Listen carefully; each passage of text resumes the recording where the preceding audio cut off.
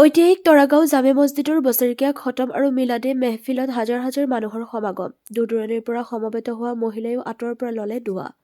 ১৮৬৩ চনতে স্থাপিত দৰঙৰ অন্যতম পুৰণি আৰু ঐতিহ্যমণ্ডিত তৰাগাঁও জামে মছজিদত বিগত বছৰসমূহৰ দৰে এইবেলিও দেওবাৰে দিনজোৰা কাৰ্যসূচীৰে পবিত্ৰ কোৰাণ খতম আৰু মিলাদে মেহফিল উদযাপন কৰা হয়। পুৱা কেৰাত পাঠৰ পিছতে খতমে কোৰাণ খতমে ইউনুছ অনুষ্ঠিত হয়। ইয়াৰ পিছত মিলাদে মেহফিল আৰু ৱাজ নাছিহ অনুষ্ঠিত হয়। কেন্দুগুৰি আনোৱাৰুল উলুম মাদ্ৰাছাৰ সহশিক্ষক হাফিজ মৌলানা ফয়জুল হকৰ পৰিচালনাত অনুষ্ঠিত হ'বলগীয়া অনুষ্ঠানত বিশিষ্ট অতিথি হিচাপে কেন্দুগুৰি আনোৱাৰুল উলুম মাদ্ৰাছাৰ হেড মুদাৰিছ আলহাজ মৌলানা ৰফিকউদ্দিন আহমেদ উপস্থিত থাকি ৱাজ নাছিহত আগবঢ়ায়।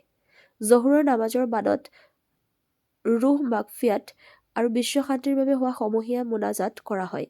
মোনাজাতত আল্লাহৰ প্ৰতি ভয়ত উচুপি উঠিল বহু লোক। উল্লেখযোগ্য যে ঐতিহাসিক তৰাগাঁও জামে মছজিদত অতীতৰ পৰা চলি অহা বহু অলৌকিক ঘটনাৰ বাস্তৱত লাভ কৰা সত্যতাই ৰাইজৰ মাজত বিশ্বাসযোগ্য অটুট থকাত মছজিদটোলৈ জাতি ধৰ্ম নিৰ্বিশেষে সকলো ধৰ্মৰ মানুহে সাধ্য অনুযায়ী দান আগবঢ়াই দোৱা লয়। বছৰেকীয়া খতামেৰ দিনা দূৰ-দূৰণিৰ পৰা গাড়ী মটৰ ভাড়া কৰি মছজিদৰ ভিতৰ বাহিৰত হেতা ওপৰা কৰি তোলে। চিপাঝাৰৰ পৰা ইমদাদুল হকৰ ৰিপৰ্ট, AIN লাইভ। ১৮৬৩ চনতে আমাৰ এই মছজিদ স্থাপিত হৈছিল, তৰাগাঁও জামে মছজিদ। ইয়াত সকলোৱে মানে অন্য দিনতো দোৱা বিচাৰি আহে, হিন্দু মুছলমান সকলো মানুহে আহে। ইয়াত দুডাল ঔগছ আছে, এডাল মিঠা এডাল টেঙা।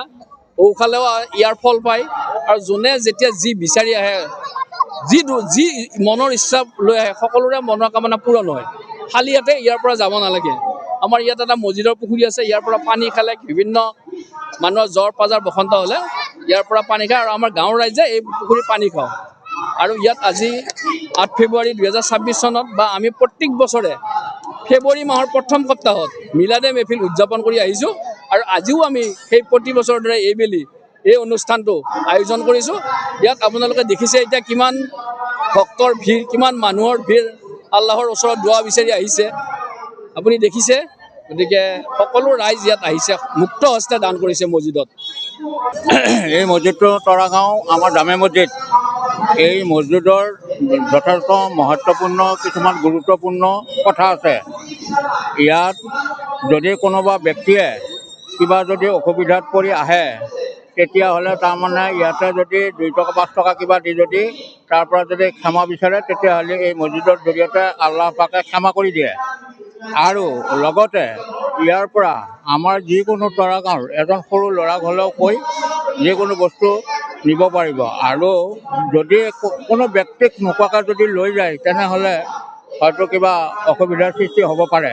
লগতে আমাৰ এইটো বছৰেকীয়া খতম, আমি প্ৰত্যেক বছৰত উলহ মালহেৰে এই বস্তুটো পালন কৰোঁ। এতিয়া মিলাদে মেহফিল ও খতম কৰা হয় আৰু বাহিৰাকে এজন মৌলানা মাতা হয় আৰু ধৰ্ম সম্পৰ্কীয়, ইছলাম ধৰ্ম সম্পৰ্কীয় কথা মানে ব্যাখ্যা কৰা হয়।